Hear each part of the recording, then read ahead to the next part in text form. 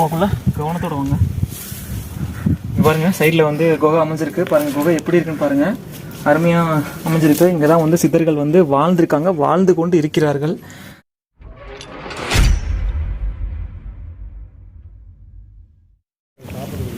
இப்போ நாம் இறங்கி வரும்போது வந்து பார்த்திங்க அப்படின்னா இங்கே சைடில் ஒரு குகை மாதிரி ஒரு இது இருக்குது. அதை அப்படியே போய் பார்த்துட்டு அந்த சாமியை கும்பிட்டு அப்படியே வரலாம் வாங்க. இங்கே பாருங்கள் சைடில் வந்து குகை அமைஞ்சிருக்கு பாருங்கள். குகை எப்படி இருக்குன்னு பாருங்கள், அருமையாக அமைஞ்சிருக்கு. இங்கே தான் வந்து சித்தர்கள் வந்து வாழ்ந்திருக்காங்க, வாழ்ந்து கொண்டு இருக்கிறார்கள். அந்தளவுக்கு வந்து அற்புதமாக இருக்குது பாருங்கள். ஒரு சின்ன குகை தான், உள்ள சாமி இருக்குது. மேலே ஏறி போகிறவங்க கட்டாயம் வந்து இந்த குகையில் இருக்கக்கூடிய இந்த சாமியை வழிபட்டுட்டு போங்க. ஸோ மேலே ஏறி போகிறவங்க இந்த சைடில் இருக்குது, இந்த சைடில் ஒரு நல்ல பாங்கான இடமும் இருக்குது. இந்த இடத்துல வந்து நீங்களும் உட்காந்து சாப்பிட்டுக்கலாம். அதுக்கப்புறம் வந்து உள்ள இருக்கக்கூடிய இந்த சாமியை நீங்கள் கும்பிட்டுக்கலாம். ரொம்ப அற்புதமாக இருக்குது. ஸோ அதே மாதிரி வந்து இறங்கக்குள்ளே வந்து நீங்கள் ரொம்பவே வந்து கவனமாக இறங்கணும். ஏன்னா ரொம்ப செங்குத்தாக இருக்கிறதுனால வந்து ரொம்ப பாறைகள் வந்து வழுக்குது. அதனால் இறங்கக்குள்ளே நீங்கள் கொஞ்சம் உட்காந்து இறங்குறது ரொம்ப பெட்டராக இருக்கும். ஏன்னா பாருங்கள் உங்களுக்கு தெரியும் இந்த பாதை எப்படி இருக்குன்னு பாருங்கள், இந்த பாறை எப்படி இருக்குன்னு பாருங்கள், நீங்களே தெரியும். இதில் வந்து நீங்கள் ஓடலாம், கொடுக்கணும் ஓடலாம்னு சொல்லிட்டு போனீங்கன்னா முடியாது. ஸோ நாங்கள் கேமராவில் எங்களுக்கு தெரியறது வந்து அங்கே பாருங்கள் எப்படி பள்ளம் தெரியுதுன்னு பாருங்கள். நாங்கள் கேமராவில் எடுக்கிறதுனால வந்து உங்களுக்கு சமமாக இருக்க மாதிரி தெரியும். பட் ஆனால் இது செங்குத்தான ஒரு மலையாக அமைஞ்சிருக்கு. ஸோ வரவங்க கட்டாயம் மேலே ட்ரெக்கிங், அட்வென்ச்சர் ட்ரெக்கிங் போகிறவங்க கவனமாக பார்த்து மேலே ஏறிப்போங்க. தண்ணி பாட்டில் கொண்டு வந்துடுங்க, தண்ணி இங்கே இருக்குது, அதையும் உண்டுக்கலாம். ஸோ சூப்பராக இருக்குது. கோக்குள்ள பார்த்துட்டா போய் ஓம் நமச்சிவாய, ஓம் நமச்சிவாய பாட்டு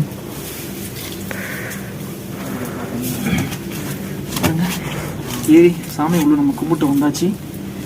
ஒரு ஆள் மட்டும்தான் போகிற மாதிரி இருக்கு. ஓ போகிறீங்க கட்டாயம் இந்த குகையை பார்த்துட்டு போங்க. இப்போ நம்ம அப்படியே கீழே இறங்கலாம். பாருங்கள் எப்படி இறங்கி போகிறோம் பாருங்கள். ரொம்ப கவனமாக இறங்கி போகணும். ரொம்ப கவனமாக பாறைகளோட ரொம்ப ரொம்ப செங்குத்தாக இருக்குது. ரொம்ப கவனமாக போகணும். வந்தீங்கன்னா அப்படியே ஊனி போகிறது ரொம்ப பெட்டராக இருக்கும். ஸோ நீங்கள் கவனத்தோடு வந்து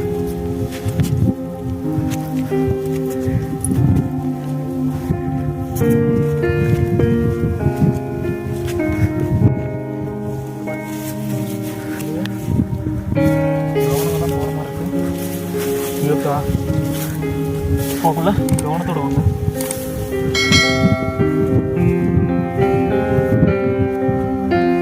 நேரம் மார்க் போட்டிருப்பாங்க, நேரம் மார்க் ஃபாலோ பண்ணி போனீங்கன்னா நீங்கள் மேலே இருக்கிற கோயிலை அடைஞ்சிருக்கோம். மேலே ரொம்ப செங்குத்தாக இருக்கிறதுனால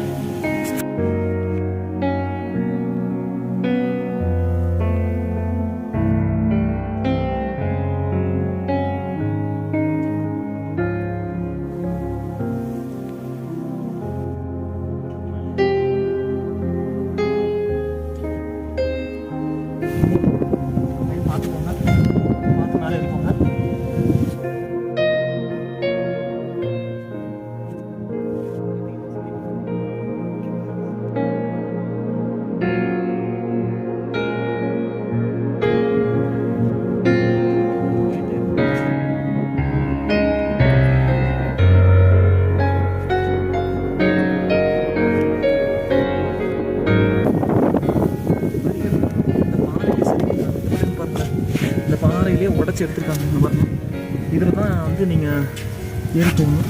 பாருங்கள் கொஞ்சம் கவனமாக இல்லாமல் வழுக்கும். நம்ம இதை பிடிச்சி தான் இறங்கணும். இது பாருங்கள், அப்படியே நீங்கள் வந்தீங்கன்னா கீழே இறங்கி பாருங்கள். பாருங்கள்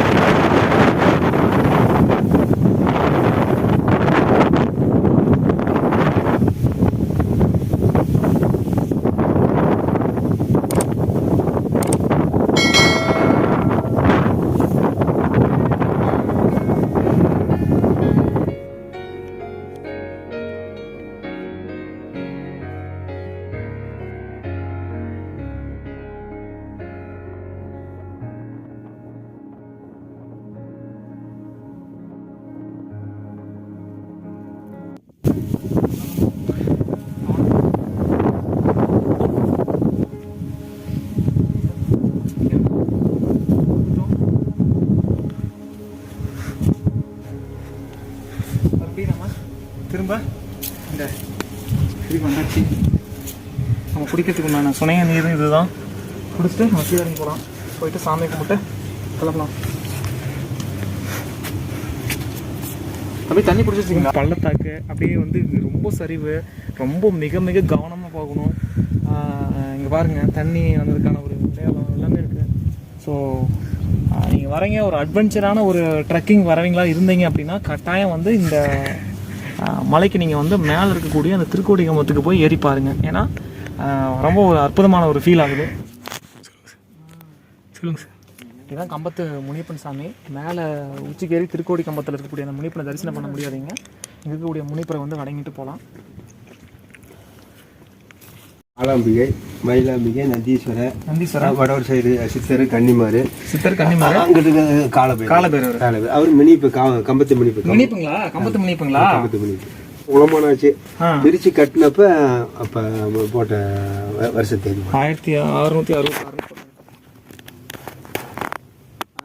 பிரிச்சு கட்டுங்க சாமி.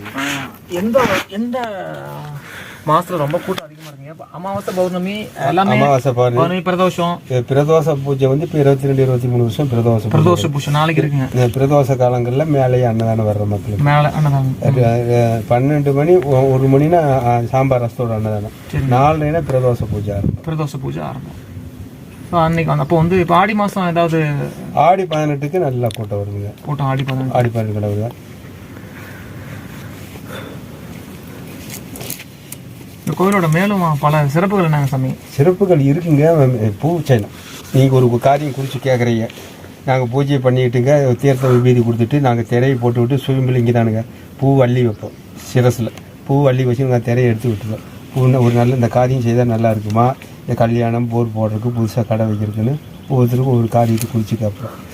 நல்லது அப்படின்னு வலது பக்கம் இறங்கினா அந்த காரியம் நல்லாயிருக்கும். இடது பக்கம் இறங்கினா சரியில்லை, பின் பக்கம் இறங்கினா லேட் ஆகும், முன்பக்கம் இறங்கினா இடக்கு சிக்கல், கிரக தோஷங்கள். பூ எங்கிட்டு இறங்காமல் நிறைவு அப்படியே நிறைஞ்சிருந்தால் நிறைவுக்கு குறவில்லை. நடக்கக்கூடிய காரியம் தான் கொஞ்சம் மத்தியபம். ஒவ்வொரு பக்கம் இறங்கிறதுக்கு ஒவ்வொரு கணக்கு. இந்த மாதிரி கேள்வி சொல்லணும்.